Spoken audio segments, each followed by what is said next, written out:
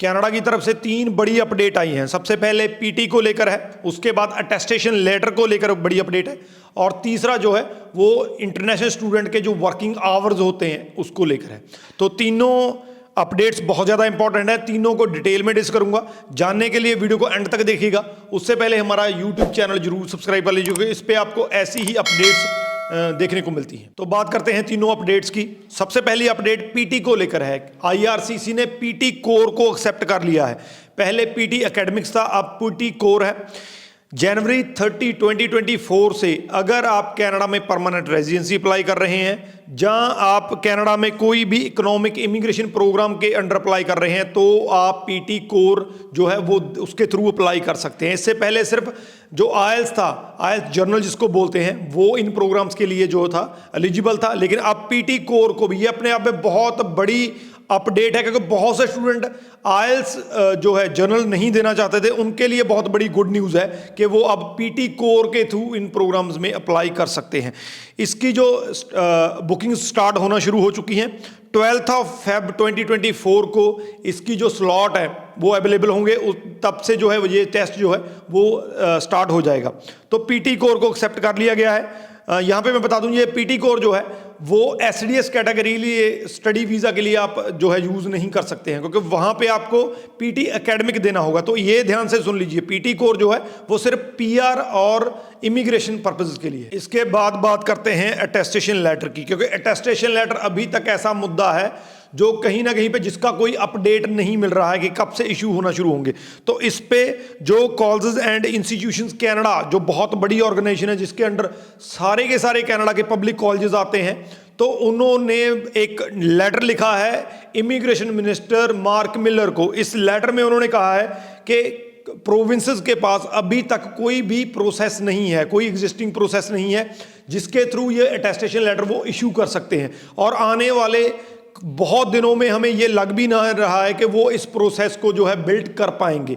इसके चलते कहीं ना कहीं पे जो स्टूडेंट इस टाइम पे इंटरनेशनल स्टूडेंट अप्लाई करना चाहते हैं, अपनी फाइल्स लॉन्च करना चाहते हैं, उनकी फाइल्स डिले हो सकती हैं, जिसकी वजह से उनका मे इनटेक मिस हो सकता है। बहुत बड़ी स्टेटमेंट है, बहुत बड़ा लेटर उन्होंने दिया है। तो इस पे उन्होंने बिल्कुल साफ कहा है कि आप इसका कोई और सोल्यूशन निकालिए। आप इसको जो डिले कीजिए, 31 मार्च तक आप डिले कर सकते हैं, तब तक फाइल्स लगने दीजिए विदाउट अटेस्टेशन लेटर।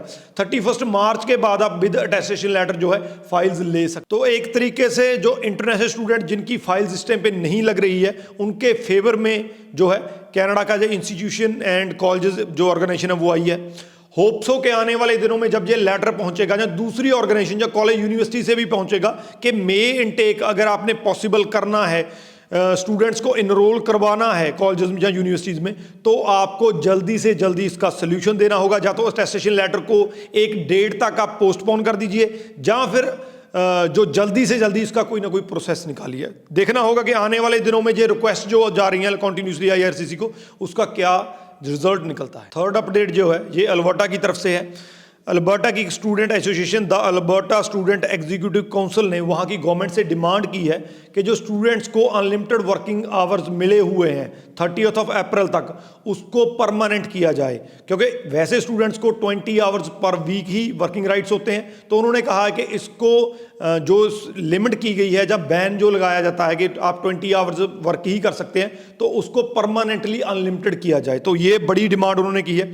इसमें उन्होंने बाकायदा कहा है कि इससे जो स्टूडेंट है वो अपनी खुद की ज़रूरतें पूरी कर सकते हैं, अपनी जो एक्सपेंसेस है वो निकाल सकते हैं। क्योंकि इस टाइम पे कनाडा में महंगाई बहुत ज़्यादा है, जिसको लेकर स्टूडेंट्स बहुत ज़्यादा दिक्कत में हैं। और साथ में उन्होंने कहा है कि इससे स्टूडेंट्स को वैल्यूएबल एक्सपीरियंस भी मिलता है, जिससे वो आगे चल के कनाडा की मार्केट का, कनाडा की लेबर फोर्स का हिस्सा बन सकते हैं। मैं यहाँ पे आपको दिला दूं कि कनाडा की जो वर्क फोर्स है उसमें कमी होने की वजह से, उसमें लैग होने की वजह से स्टूडेंट्स को अनलिमिटेड वर्किंग आवर्स की जो है परमिशन दी गई थी, जो कि 30 अप्रैल 2024 को ख़त्म होने जा रही है। तो उन्होंने यही कहा है कि इस आप जो 30 अप्रैल को ख़त्म होने जा रही है इसको एक्सटेंड कीजिए, इसको परमानेंट कीजिए, ताकि स्टूडेंट्स अनलिमिटेड वर्किंग आवर कर सके। तो ये डिमांड उन्होंने की है। आने वाले दिनों में पता चलेगा कि गवर्नमेंट का इस पे क्या स्टैंड निकलता है। हालांकि ये चीज़ पॉसिबिलिटी कम है, क्योंकि जो स्टूडेंट यहाँ से जाते हैं वो पढ़ने के लिए जाते हैं, तो अगर उनको